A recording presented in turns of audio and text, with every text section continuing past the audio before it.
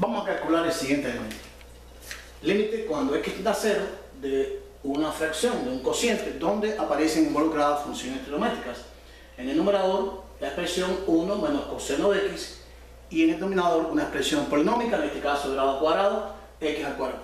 Recuerden que lo primero que se va a hacer en el cálculo de los límites es evaluarlo, porque puede ocurrir que este límite sea un límite directo, y si es un límite directo y nos da un número, en este caso un valor real, entonces ya sencillamente terminamos y es el valor de este límite. Pero puede ocurrir que nos dé una forma indeterminada o una forma indefinida, entonces habría que determinar otro procedimiento para calcularlo. Por lo tanto, nuevamente siempre, les repito a todos los estudiantes, el primer paso a seguir en el cálculo de un límite sería evaluar. O sea, número 1, vamos a evaluar este límite. Primeramente, vamos a evaluar. ¿Qué significa evaluar? Sustituir la variable, en este caso, x, que tiende a 0, por el valor 0 en la función. Y nos quedaría 1 menos coseno de 0 sobre 0 al cuadrado. Esto me quedaría la expresión 1 menos coseno de 0 es 1, 0 al cuadrado es 0. 1 menos 1 es 0, 0 sobre 0. O sea, hemos obtenido, al evaluar esta expresión, la indeterminación 0 sobre 0, una forma indeterminada. Entonces, cuando ocurre una forma indeterminada, que nos da la forma 0 sobre 0, una de las formas, no es la única, de la forma indeterminada, entonces existen varias formas para poder desarrollar el cálculo de este límite. Y una de estas formas es el teorema de Hoppeler. ¿Qué plantea el teorema de Hoppeler? Plantea lo siguiente, que el límite, cuando x tiende a 0 de una fracción, o sea, una fracción o una división de dos funciones, si este límite nos da 0 sobre 0 o una forma indeterminada, entonces este límite va a ser igual al límite, cuando la variable es 0, de la derivada de la función del numerador sobre la derivada de la función del denominador. Y este proceso lo puedo repetir tantas veces como sea necesario hasta que se elimine la forma indeterminada de esa fracción.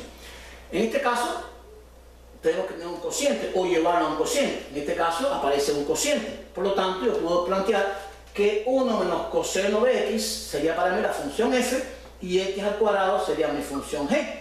Entonces, sustituyendo, nos quedaría aquí límite cuando x tiende a 0 de la derivada del numerador, vamos a escribirlo, derivada del numerador sobre la derivada del denominador.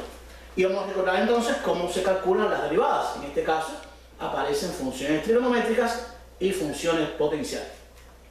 Vamos a derivar. Derivada de 1, de una constante, sería 0, menos, y la derivada del coseno no es más que el menos seno de x. Estamos recordando las derivadas de las funciones trigonométricas. En el denominador tengo una potencia, x al cuadrado. Recuerdo que las potencias derivan el exponente por la base elevado a un exponente menos. En este caso, como está 2, sería a la 1. Esta expresión la puedo arreglar un poco, ya que aparecen dos signos menos multiplicando.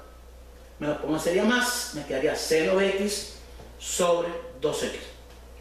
Este 2 está multiplicando, entonces yo podría extraer por las propiedades de los límites este 2, pero como aparece en el denominador, se extraería como 1 sobre 2, un medio por el límite cuando x tiende a 0 del seno de x sobre x. Y recuerdo precisamente que hay una propiedad, una regla que se conoce dentro de los límites trigonométricos que me plantea que el límite del seno de x sobre x cuando x tiende a 0, este límite es igual a 1. Bien, supongamos que no me recuerdo que este límite vale 1, eso puede ocurrir. Sencillamente, si lo recuerdo, este límite vale 1, se me quedaría un medio y toda esta expresión daría 1, por lo tanto, podría plantear que el resultado de este límite sería un medio. Ese es el cálculo de este límite. Ahora bien, si no recuerdo esta propiedad, entonces podría volver a aplicar por segunda vez el teorema de Hopper.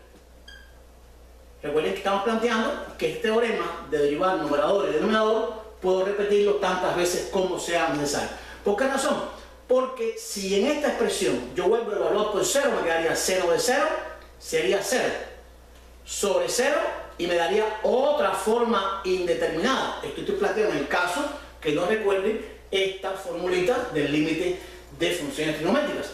Entonces vuelvo a derivar esta expresión, me quedaría por aquí un medio límite cuando x tiende a 0, vamos a derivar derivada del numerador sobre derivada del denominador. Esto me quedaría un medio por el límite cuando x tiende a 0 y de ahí derivada del seno sería para nosotros el coseno y derivada de x en este caso sería 1. Y entonces como ya no aparece valor 0 en el denominador, ya hemos eliminado la forma determinada. Y entonces puedo evaluar este límite, porque ya no aparece la forma determinada. En este caso recuerden que ya no está el 0 en el denominador, lo hemos eliminado porque es una constante. Se nos quedaría un medio, vamos a evaluarlo, por el coseno de 0 sobre 1.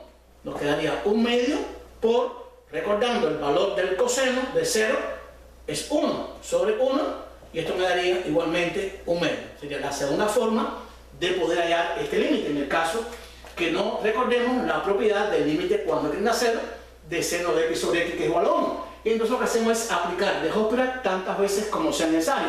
En este caso le aplicamos 2 veces porque precisamente el grado del polinomio que está en el denominador es 2. O sea, para poder eliminar esa variable tendríamos que derivar 2 veces. La primera derivada sería, la derivada de x2 sería 2x, pero sigue apareciendo la variable x debajo, se siguen determinando. Y la segunda sería entonces la derivada de x sería 1, como hicimos aquí. Y entonces ya elimino la determinación y entonces puedo evaluarlo y calcular el límite deseado.